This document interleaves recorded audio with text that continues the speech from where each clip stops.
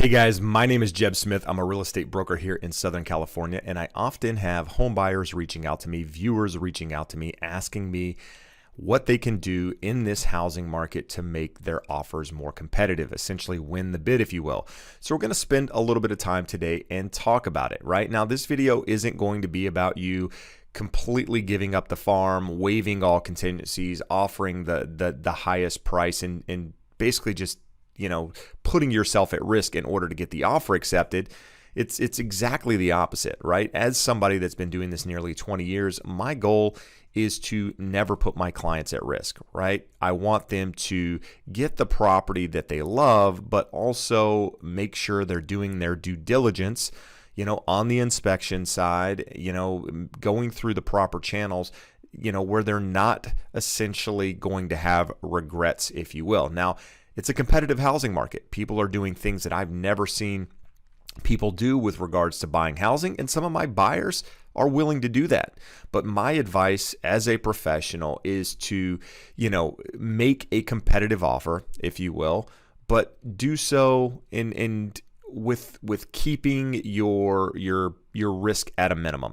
And so we're going to talk about some things today that you can do to help your offer stand out. Oh, keep in mind, there's no magic sauce. So anything that I talk about today isn't a surefire way to get your offer accepted. But when you combine all of these different practices, if you will, into your offer is going to be one of the top offers. Now, it's not necessarily going to be the top offer in some cases, right? Because you don't know what other people are willing to do. But, in order to win, you have to be competitive, and it's all about being competitive in this market. And so today's video is talking about the things you can do, you can write into your offer to help your offer stand out. Now, I'm going to assume that you've already been pre-approved, not pre-qualified. You've been pre-approved with a lender. They verified your taxes. They verified, your checking account statements. They've looked at your pay stubs. They've looked at your credit report. They know exactly where you stand. They've told you, this is the amount that you can qualify for, because that's going to be critical in this process, because being pre-approved is definitely the first step. But it's also going to tie into another thing that we're going to talk about here, and that is your lender, right? Making a competitive offer is also keeping your lender informed of what you're doing and bouncing ideas off your lender to make your offer more competitive, because we're going to talk about potentially shortening contingencies on your loan contingency, maybe shortening your appraisal contingency, things like that. But when you're making your offer, one thing you're going to do is you're going to have your lender call the real estate agent on the other side, the listing agent, to have a conversation with them. That conversation is going to go something like, "Hi, my name is John. My name's not John. My name's Jeb. But John, and I'm from XYZ Mortgage. And, I'm calling because, my client is making an offer on your property. The buyer's agent is so-and-so. And I just want to talk to you about the offer. My clients are super well qualified. They have credit scores at X. Their debt to income ratio is here. I verified all of their information. They're more than qualified and in a position to purchase your home. Do you have any questions for me? Is there anything I can send you to verify and help your client understand how well qualified my client is? We're in a position right now where we can close in, this amount of days and that sort of thing, right? Showing that you're a professional, showing that you understand, and also addressing any potential concerns that agent might have, right? Letting them ask the questions, you answer, and then your agent's going to follow up. Your agent's going to follow up with a text saying, "Hey, it was great having a conversation with you. Here's my information if you want to reach out to me," that sort of thing. Maybe sending a video. My lender sends a video to the listing agent and says, basically what I said, "Hey, call me if you have any questions." They follow up with a call. So that's a long way of getting to having your lender have that conversation with the listing agent, because it's important. It's important to know that you've got a strong team on the other side. When I'm a listing agent, I want to know that lender knows what they're doing,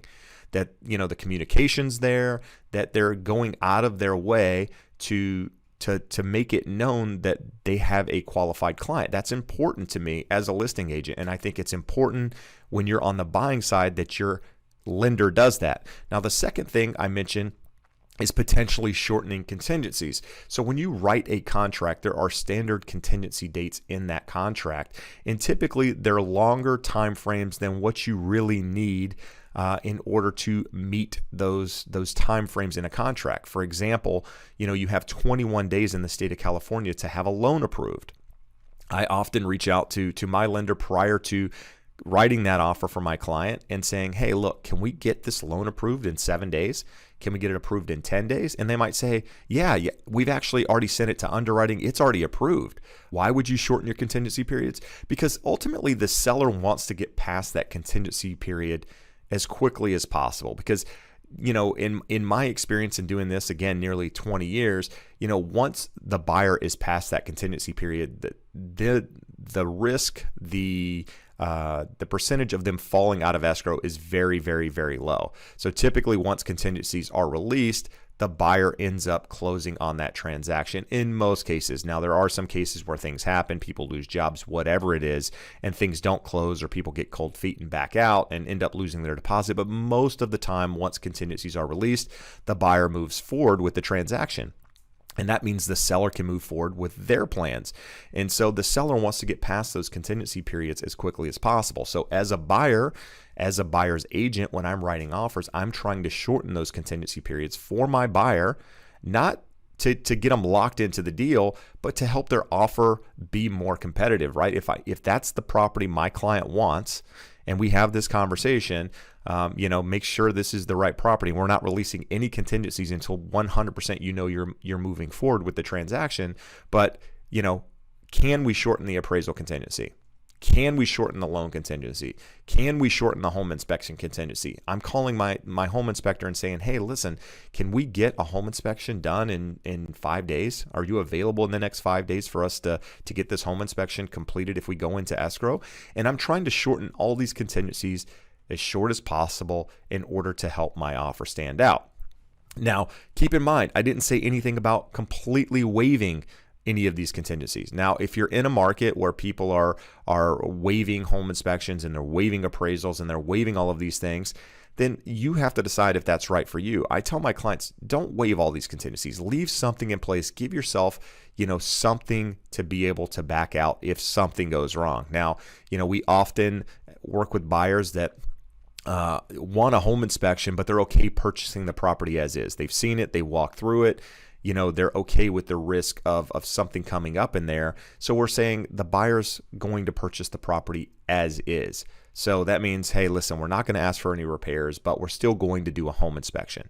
And in those cases, I'm still able to negotiate repairs. So just because a seller and a buyer agree to an as-is purchase doesn't necessarily mean you can't come back and ask for things. So keep that in mind when you're writing offers out there. Your goal is to get into escrow, right? Once you're in escrow, you have a little bit more leverage on the buyer side to request some of these things, because the seller doesn't want to start the process over in most cases. And not to say that the seller is going to agree with you and do all of these things, but they may, right? If they're items that really need to be taken care of, maybe they were unaware of them, maybe it's something they would have to disclose to the next buyer anyway, they may be willing to just give you a credit or do those items so that they don't have to start the process over. But you can't necessarily go into the transaction thinking, hey, I'm just going to say as is and then I'm going to ask for all these repairs. That usually doesn't work, but it may help you get your offer accepted if you're willing to do those things. Now, as far as waiving the appraisal, I've had many clients this year actually waive the appraisal contingency, but I'm looking at the comparables before we're making an offer on that property. And oftentimes I can find comparables that will support an offer above the list price of that property. And so I tell my clients, hey, listen, I know the property is listed at X, we're offering this. There are actually comps to support that. So there's a really good chance it could appraise. So understand, if you waive the appraisal contingency, you might have to make up that gap or what have you, and you can't use that to back out of the contract, but I think it will appraise.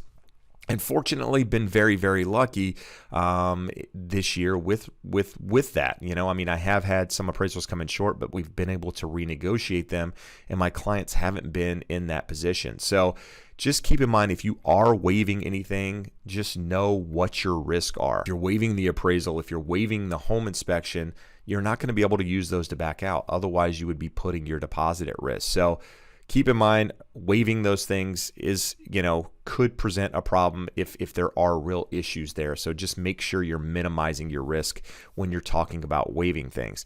The next thing we're talking about is removing any miscellaneous fees in the offer. We're talking about home warranties. Maybe you don't ask for, the refrigerator, the washer and dryer, whatever it is up front. Maybe you make that a negotiation after you get into escrow.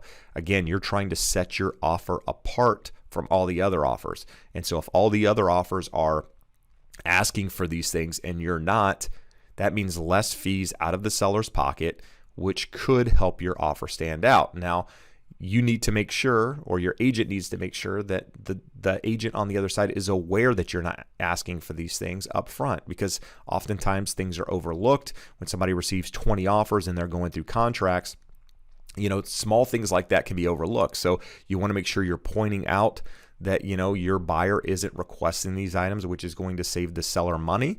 I've also seen buyers willing to pay certain fees that the seller would typically pay in order to help their offer stand out. So that could also put you in a position to help your offer stand out. Now, the highest price in the down payment are typically two of the first things that a seller looks at, right? And so, anybody can win if they're offering the most amount of money and waiving everything. We've talked about that. But what we're talking about here is being competitive without giving away, the entire farm, so to speak. And so, when making an offer on a price, what you can do is use an escalation clause. We've talked about this before, but an escalation clause allows you to make an offer, but your offer will escalate as other offers come in above your offer up to a certain price.